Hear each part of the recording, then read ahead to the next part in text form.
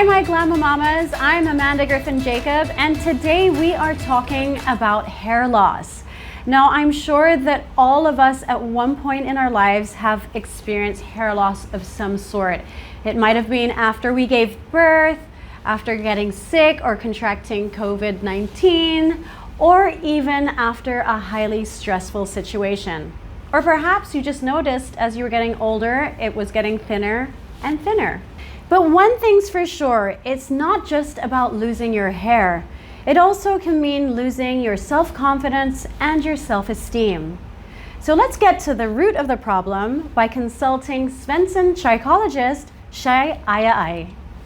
Hi Shai, it's so good to have you here with us. It's my pleasure. You know, a lot of women suffer from hair loss, but they actually don't know what to do about it. You know, they're asking their friend or their hairstylist, or they're researching online. So can you tell us about Svenson and how it works, and can both men and women go to Svenson for treatments? I think there's a misconception that Svenson is only for males. Yeah. That's why at some point, whenever we have a female client in the branches, they're always surprised to see women also getting some treatments. Actually, there's a statistics there that 50% of women, when we get at the age of 50 years old, we're actually going to get some degree of thinning. So, oh my gosh. there can be a lot of causes, and maybe that's the reason why women keeps on looking for solutions. Her hairdresser can tell a treatment or a solution. Her friend could say another solution for the hair, so it can get confusing. So that's the reason why we're here, because we're here to sort it out for them. So that's the difference between male hair loss and then female hair loss. Because with men, it's very simple. It's genetic. It's a hormone that's causing it. With women, even in the scientific field, there are actually a lot of factors that we still don't know. But if there is one, it's also genetic. There's also inherited genetic influences. There's also a play of increased androgen or male hormones in women, because we still do have testosterone levels in our body. It's just that estrogen is our main hormone. And the other one is a play of receptors. It's a bit technical, but those things, we sort it out during a consultation, so we know what the appropriate approach is for a woman. So does Svenson have a lot of women clients? I think at this point, we're running about 30 to 40% of the statistics from our clients. These are women of between ages, maybe the youngest that I've handled is 16. Wow. And up until those who are actually, I have one who's now 72. Wow, Yeah. that's a really broad Yes. age range. But I'm surprised, so it's like 30 to 40% of your clientele is women. Yes.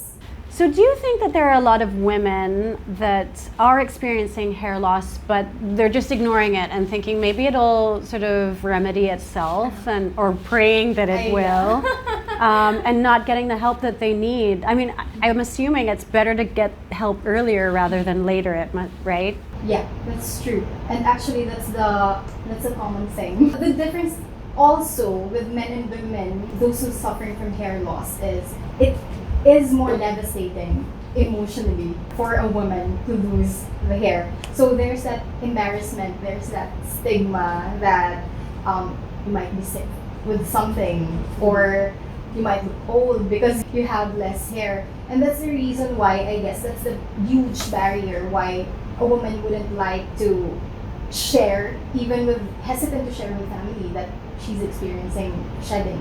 So there's that feel of low self-esteem, and that might be the reason why there are actually less women who are seeking consult. But actually, again, the statistics are, I would say 2/3 of women can have some degree of hair thinning. So that is how common it is. Yes. Yeah, but we just don't realize it. So for myself, I'm one of the women that experienced postpartum hair loss. But I just thought you lose your hair, but then that's a part of the postpartum process, and then it just goes back to normal. Is that not the case? Or when do you need to seek help, professional help from you guys after you give birth and you notice a lot of hair falling? I see. Well, the postpartum hair loss, as we call it, or postnatal hair loss, that's actually a form of correction. Because when you're pregnant, your estrogen levels tend to increase. So the reason why some women would notice that their hair is fuller whenever you're pregnant. Yeah. And that's also the reason why if someone asks that if they could have treatments during the time that they're pregnant, we would usually say your pregnancy is your treatment already. It's because of that increase in estrogen. But the moment that you give birth, there's also a big adjustment because when you're pregnant, your estrogen levels are so high. So whenever you give birth, that decreases so fast, so rapidly. So the adjustment of your hair extending its growing phase, the factor of the increased estrogen, now it's gone. So the tendency is the follicles, it'll be turned off.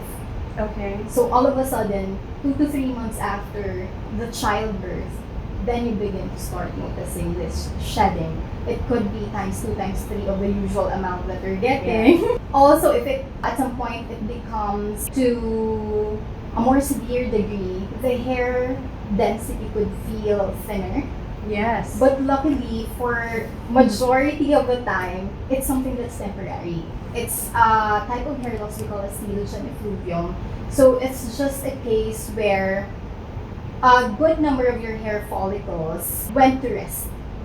So after resting, the next phase is shedding. Okay, so then they shed. Yes. And then the cycle begins again. Again. Okay. And the reason why it's shedding, because actually the new hair that's growing, it pushed the old hair out. So reason why a few months after you feel some recovery, you actually see some recovery that there are baby hairs. Yes, I notice it here.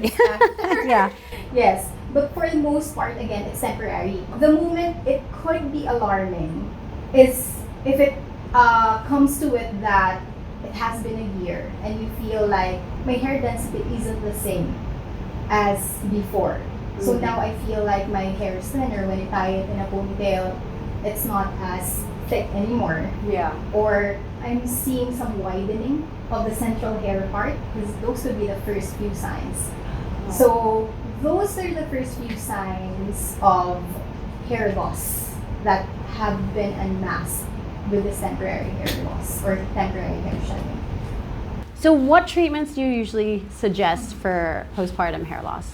Usually after giving childbirth and having this postpartum hair loss, we usually start someone on some scalp treatments first. That's really for scalp conditioning. But together with that, usually we recommend home products. We have a morning tonic, night tonic, which works as micro-stimulation. So at this point, will help to accelerate the recovery of your hair. Especially at that point, if you come in 3 months after giving birth, we'll be able to see some regrowing hair, maybe about a cm or 2 cm in length. So that's a good amount to work with in terms of treatments, either topical or we can consider some laser treatments as well, as long as someone's not lactating or breastfeeding. Okay, so you have to wait. So what about lifestyle triggers like extreme dieting or wearing your hair in a really tight bun, which is my signature look? Yes, tell me, is that gonna sort of accelerate hair loss? Well, as long as something's not done too extreme. In terms of that ponytail, it's not going to give you traction alopecia, as we call it. It's when you get hair loss on the frontal area because it suffers from the tight ponytail. So it could pull your hair follicles and it weakens it. So that's stress from pulling. But it's not always the case for those who love ponytail. As long as you don't do it extreme or the habit is not chronic or long term. And if you let your hair rest for a couple of days in the week, that should be okay. if you catch your hair loss, the earlier the better. Don't leave it and hope it Yes. sort of fixes itself, because That's it's the not key. going to. Yes, that's the key. Especially for those who has genetic types of hair loss. Because really there's no cure for it. How would you know though if you have a genetic? It's only if your mother is losing her like thinning hair, or do you look to your dad? Like, Well, that's gonna give us a clue. That's the Yeah. primary clue. Mhm. But most commonly, there are cases that both of your parents has good hair, and then the children, Yeah. one or two, could have that hair thinning. So you're wondering, is it the why? grandparents? It could be. Like it Yes. skips that generation. Yes, it can for some cases. So if it's a case where it's genetic, the treatments are actually aiming at preventing. We're better at preventing further hair loss than actually regrowing it back to the original hair that you have. Because at this point, that's quite impossible. Not unless you'd explore other options. Although it's going to be invasive, like the hair transplantation, or it's going to be something where we make a hair for you and then attach it. Wow. So it's what we call as a hair replacement system. So there are other options than treatment, but that's the reason why it's better for you to come in for a consultation, because we're the problem solvers. So we'd like to know the type of hair loss that you have first, for us to know what's the prognosis. Are you someone who has to do treatments all their life? Because that's the only way for you to keep it if you care about it. Yes. Or are you someone who's experiencing temporary hair loss? So maybe in 6 months' time, we're done. Right.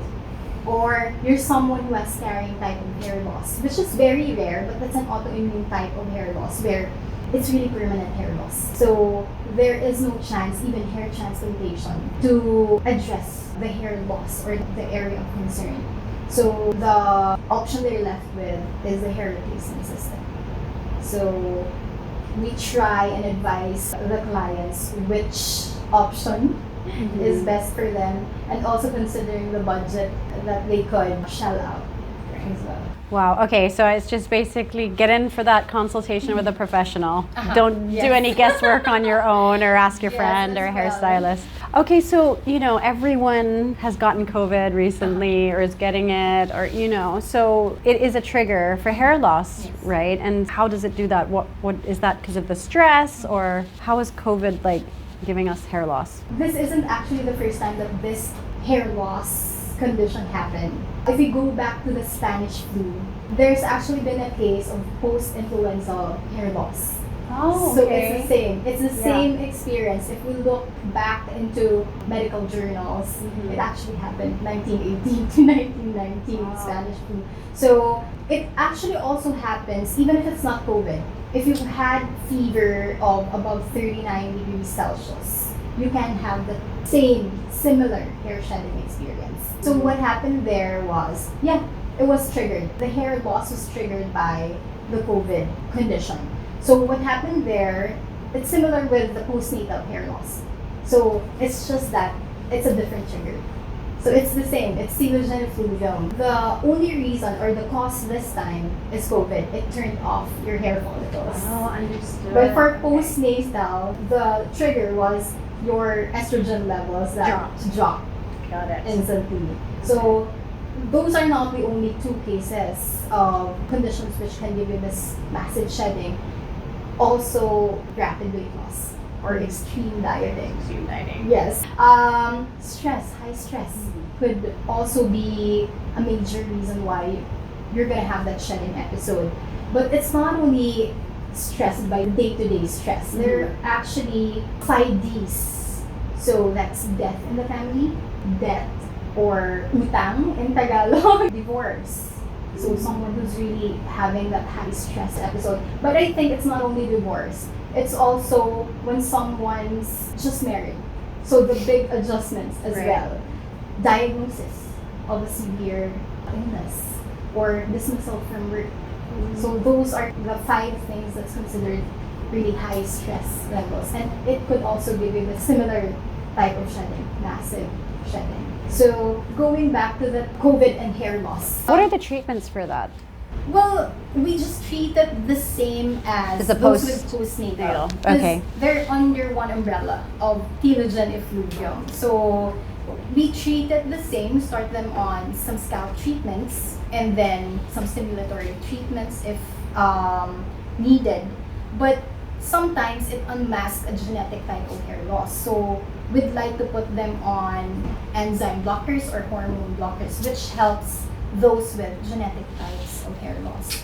So the consultation is really vital for us to be able to give you the proper treatments for your hair loss condition, and to also give you the timeline of the treatment or the therapy. How about thyroid conditions? Does that also trigger hair loss? Well, it does as well.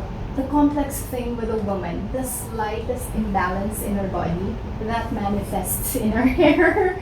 So that's also something that could give you shedding episodes. So if you have underactive thyroid or hyperactive thyroid, it could also result to shedding episodes. Now the thing is, we know that some of these shedding episodes are self-limiting. They could recover.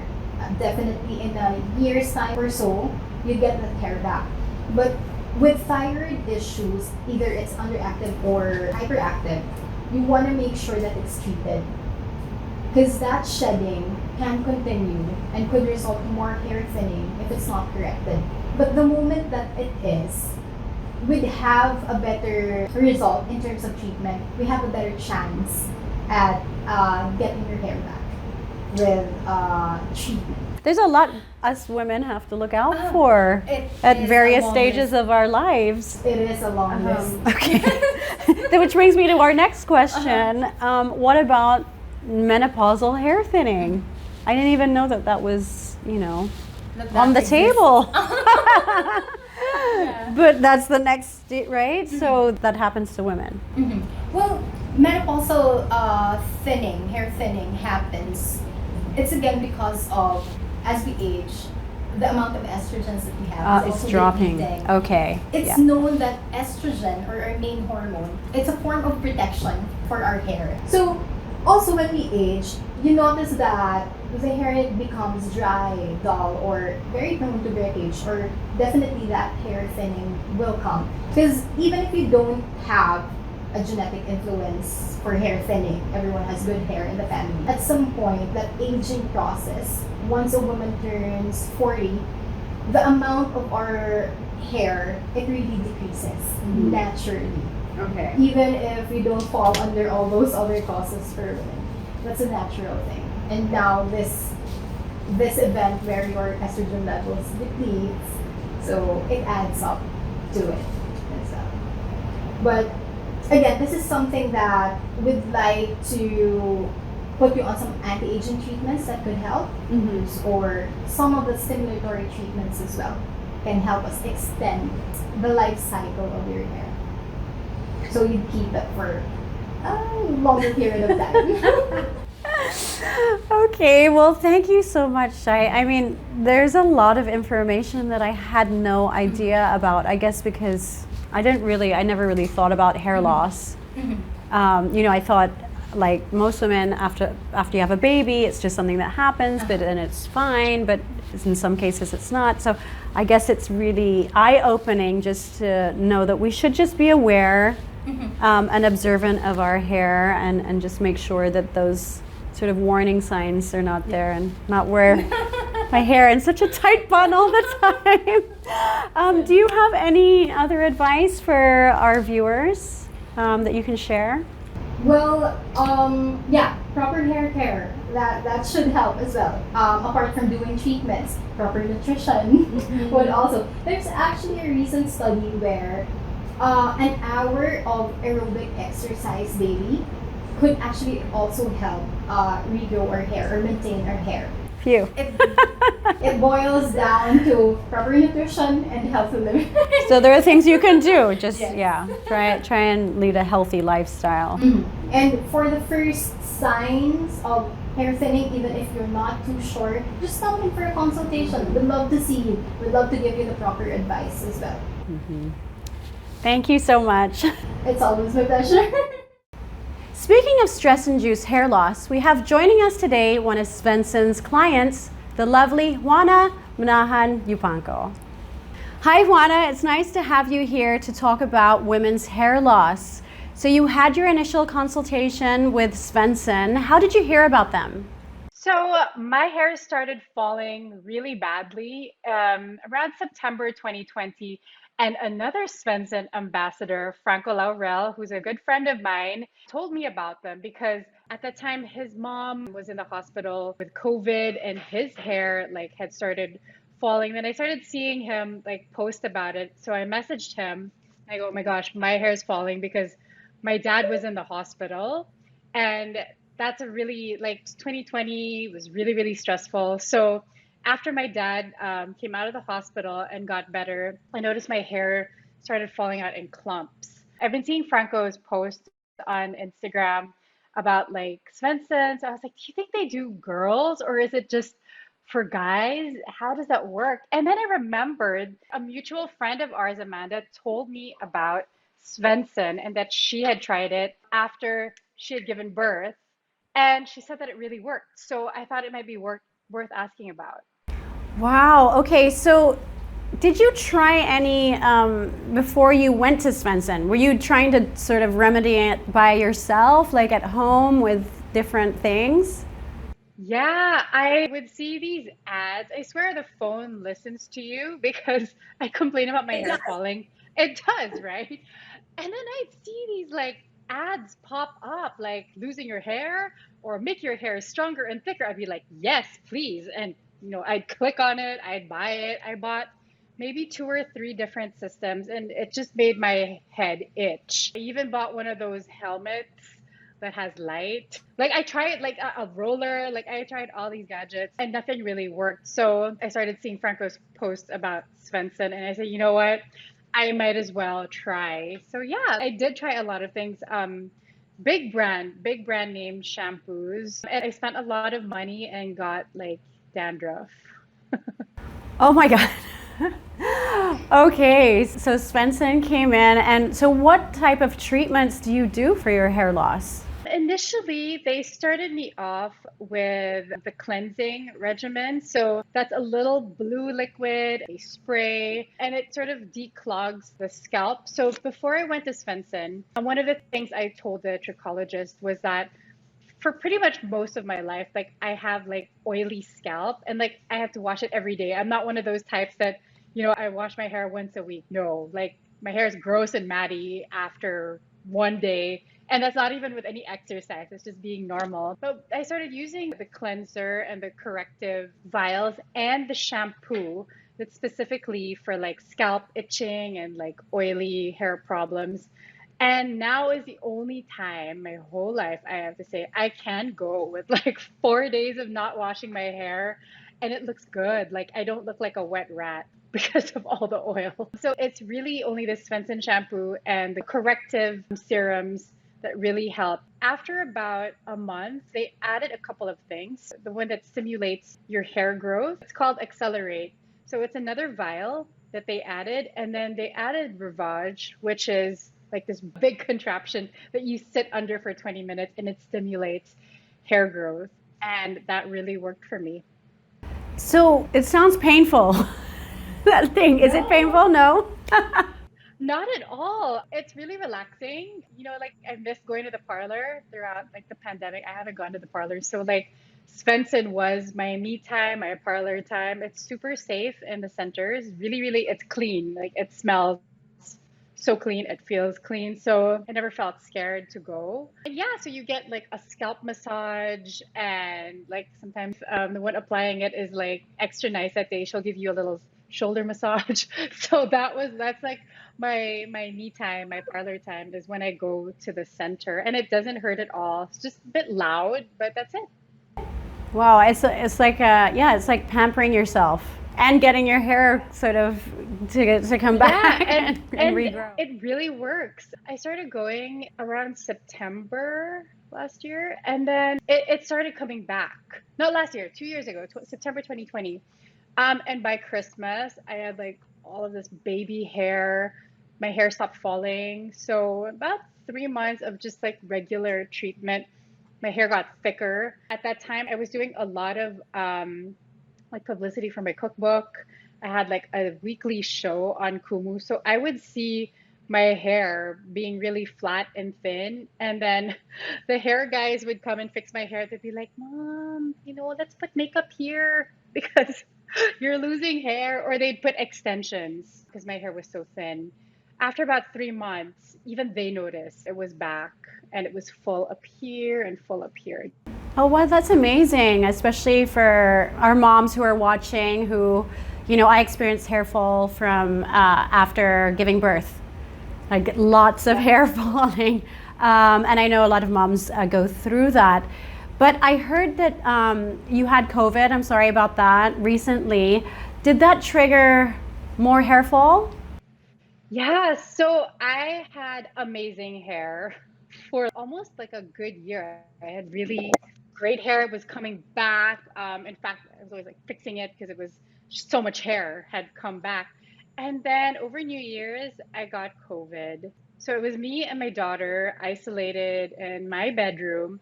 And when you have COVID, like you have no one can come in and out. So I would see like my bathroom floor is white.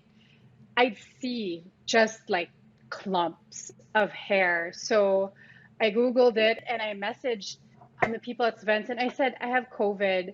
Does it cause hair loss? Because you don't really like read about that as a symptom or a side effect. And when I Googled it, I saw hair fall after COVID, like 4 months after. But when I messaged the Svenson team, they said, no, it can happen even while you're sick. So as a virus, it triggers it. So mine came maybe on like my day 5. So you're already stressed with the COVID, the isolation.